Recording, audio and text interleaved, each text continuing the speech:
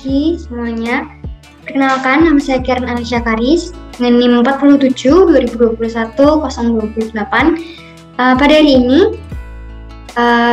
saya akan sedikit menjelaskan atau memaparkan mengenai jurnal penelitian ilmiah yang sudah saya baca sebelumnya, yaitu jurnal dengan judul Hubungan Antara Interaksi Sosial dengan Suasana Hati pada Mahasiswa. Nah, sesuai dengan judul ini, tujuan dari adanya penelitian ini adalah untuk mengetahui apakah interaksi sosial berhubungan atau berpengaruh terhadap suasana hati khususnya pada mahasiswa.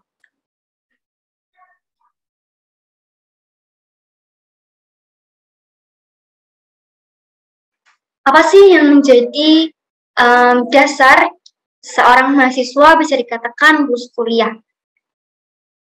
Yang pertama sudah pasti dari pencapaian akademik. Seorang mahasiswa dapat dikatakan lulus dari kuliah apabila memiliki nilai yang baik, IPK yang baik, atau bahkan IPK yang tinggi, bahkan cum laude. Atau dengan pencapaian-pencapaian lain seperti mengikuti organisasi, mengikuti olimpiade, dan lain sebagainya. Nah, selain itu, selain dari pencapaian akademik, seorang mahasiswa dapat dikatakan lulus juga dilihat dari kemampuan pengembangan dirinya. Contohnya adalah bagaimana seorang mahasiswa tersebut dapat menempatkan diri di mana dia berada, atau bagaimana mahasiswa tersebut bisa berinteraksi dengan orang-orang atau lingkungan di sekitarnya, contohnya seperti dengan dosen, dengan senior, atau dengan juniornya. Nah, penelitian yang dilakukan ini, para peneliti ini memilih mahasiswa Universitas Bina Dharma Palembang sebagai subjek penelitian mereka, khususnya mahasiswa-mahasiswa semester 3 sampai 5 jurusan Sistem Informasi dari Fakultas Ilmu Komputer Universitas Bina Dharma Palembang. Nah, dalam setiap penelitian pasti ada metode yang digunakan, dan pasti metode yang digunakan oleh para peneliti berbeda-beda. Untuk penelitian ini, para peneliti memilih metode dengan skala Likert. Skala Likert itu adalah perangkat pertanyaan yang disusun untuk mengungkap atribut melalui respon terhadap pertanyaan untuk mengukur sikap, pendapat, dan persepsi seorang tentang fenomena sosial. Secara singkat atau secara mudah, skala Likert itu adalah kumpulan pertanyaan dengan pilihan jawaban yang sudah disediakan oleh peneliti. Biasanya pilihan jawaban yang sudah disediakan, yang sudah diberikan oleh peneliti itu, yang pertama ada ya dan tidak, atau setuju dan tidak setuju. Nah, kali ini 3 peneliti yang memberikan pertanyaan ini memberikan 5 pilihan jawaban yang masing-masing memiliki skor atau nilai. Yang pertama, sangat setuju dengan skor 5, setuju dengan skor 4, netral dengan skor 3, tidak setuju dengan skor 2, dan sangat tidak setuju yang memiliki skor 1. Nah, dari pilihan jawaban yang memiliki skor berbeda ini dari 1 sampai 5, nantinya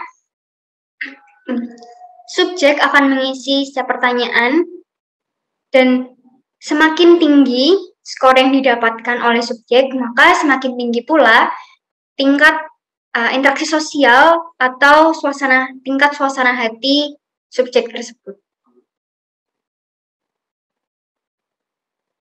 Nah, dari penelitian yang dilakukan, para peneliti ini mendapatkan hasil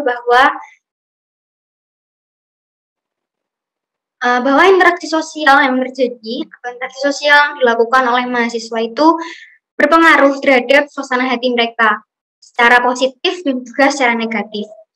Yang secara positif yaitu interaksi sosial bisa membuat satu individu menjadi lebih dekat dengan individu lain dan mereka bisa merasakan kebersamaan. Sedangkan yang secara negatif, yaitu interaksi sosial bisa membuat individu ini malah merasa jauh dan salah satunya akan merasa tersisih atau left out.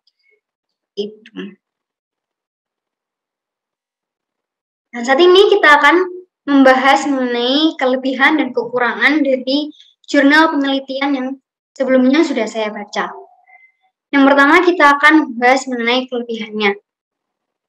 Yang pertama, metode penelitian yang dilakukan oleh para peneliti ini dijelaskan lengkap dan secara rinci. Yang kedua, hasil penelitian di akhir jurnal sesuai dengan tujuan yang sebelumnya, sesuai dengan tujuan yang ada di awal jurnal. Dan yang ketiga, penyajian data dijelaskan secara rinci sehingga mudah dipahami oleh pembaca. Kemudian kita akan membahas mengenai kekurangan dari jurnal ini. Yang pertama, masih ada beberapa penyusunan kata dalam beberapa kalimat yang kurang rapi sehingga agak kurang mudah untuk dimengerti atau terkesan berbelit-belit.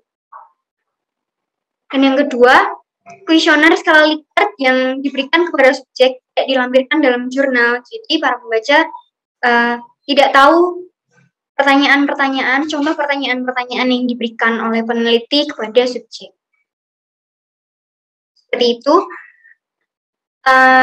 pemaparan atau penjabaran mengenai jurnal penelitian ilmiah yang sudah saya baca sebelumnya. Terima kasih sudah mendengarkan dan sudah memperhatikan.